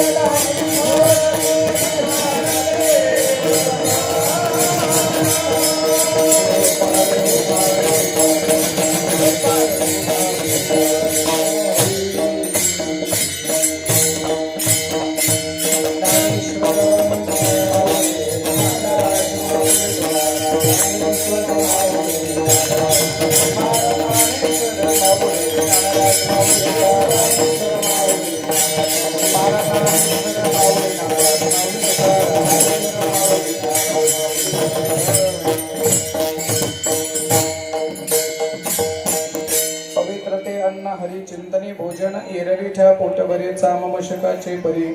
जेवण तो झाला हरी चिंतने केला काला. तुका म्हणे चवी आले जे का मिश्रित विठ्ठले. एर बेठ्या पोटभरे चाममशकाचे परी. अभंगाच्या शेवटच्या चरणातून तुकोबारा सांगतात ते अन्न चवदार का लागतं? कारण या अन्नामध्ये विठ्ठल नामाचा रस हा मिश्रित झालेला असतो. आपल्या सर्वांना माहित आहे देवाच्या नावाची ताकद, देवाच्या पायाच्या तीर्थाची ताकद काय आपल्या सर्वांना माहित आहे. लक्ष्मण शक्तीचा प्रसंग आपल्या डोळ्यासमोर आला. लक्ष्मण शक्तीचे जे 7 अध्याय ते आपल्या सर्वांना चिंतन शुद्ध आहे. ज्या वेळेला अनेक पद्धतीच्या औषधी वल्ली आणल्या, त्याचा रस केला, तो लक्ष्मणाला दिला, पण तरी सुद्धा लक्ष्मणजी शुद्धीवर येत नाहीत. त्यावेळेला सर्वात शेवटी त्यामध्ये भगवान श्री राम नामाच्या अर्थात रामाच्या चरण रस जेव्हा त्यामध्ये सम्मिलित केला त्यावेळेला लक्ष्मणाची शुद्धता आपल्याला पुन्हा प्राप्त झाली. ही ताकद जर कशाची असेल तर ते भगवंताच्या नामाची आहे. ज्या अन्नामध्ये ज्या प्रसादामध्ये भगवंताचं नाव आहे ते अन्न हे चवीदार आहे, ते अन्न हे पवित्र आहे. तुका म्हणे चवी आले जे का मिश्रित विठ्ठले.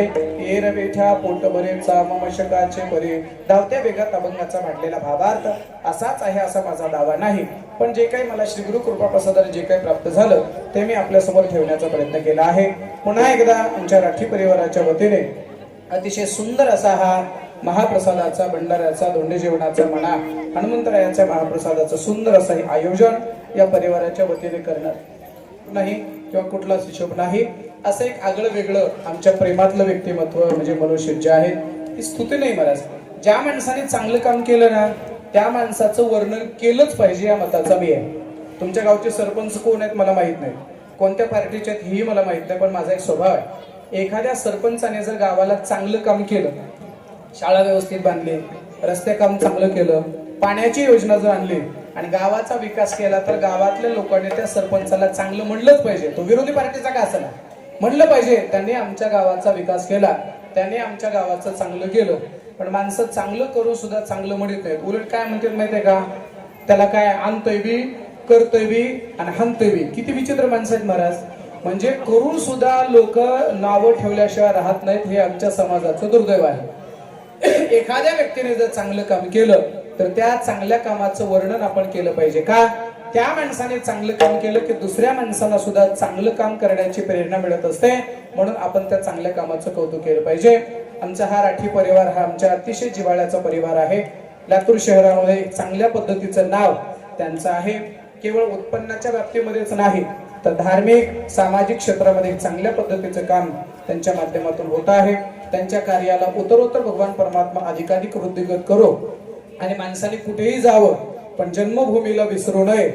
बरोबर आहे, त्या जन्मभूमीला विसरायचं नाही, म्हणून आपल्या या जन्मभूमीमध्ये आपलं मूळ अधिष्ठान चेरा गावामध्ये आपण हे अन्नदान करावं, कीर्तन भजनाचं आयोजन करावं असा शुद्ध संकल्प या परिवाराच्या मनामध्ये आला आणि त्या निमित्ताने आपण हे सर्वांनी कीर्तन भजनाचं आयोजन केलं आणि आपण सर्वजण राठी परिवाराच्या विनंतीला मान देऊन आलात, त्याबद्दल आपल्या सर्वांचे मी मनस्वी धन्यवाद मानतो. आणि अतिशय चांगला कार्यक्रम परिवाराने केला त्याबद्दल त्यांचे मनस्वी आभार मानतो. याच ठिकाणी थांबतो. झालेली सेवा भगवंताच्या चरणी समर्पित करत असताना माझ्या सर्व टाळकऱ्यांनी मला अतिशय सुंदर साथ दिली, त्याबद्दल तुम्हा सर्व टाळकऱ्यांचे मी मनस्वी आभार मानतो.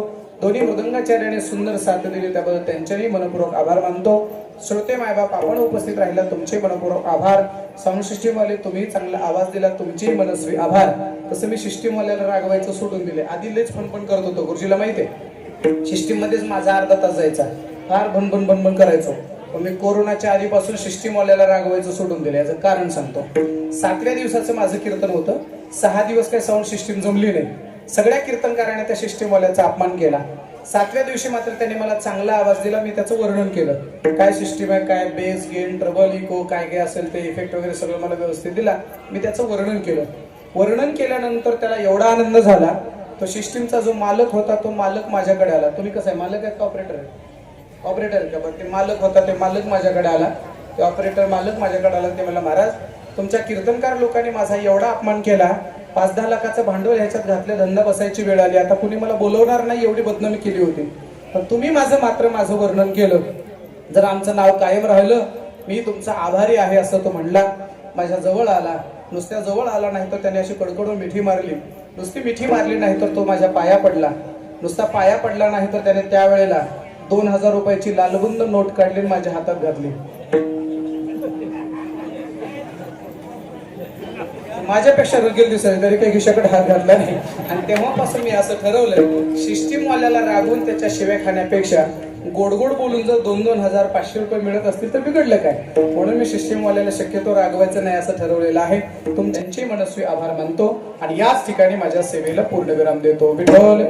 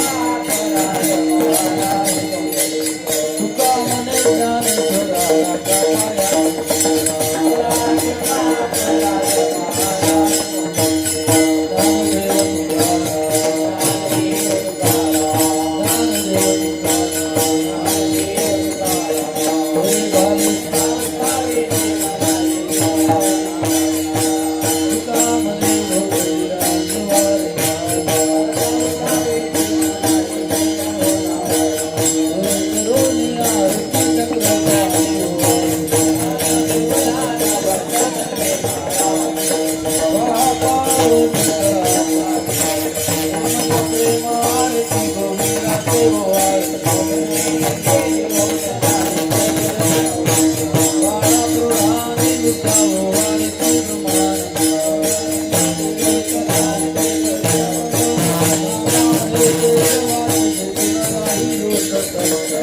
you.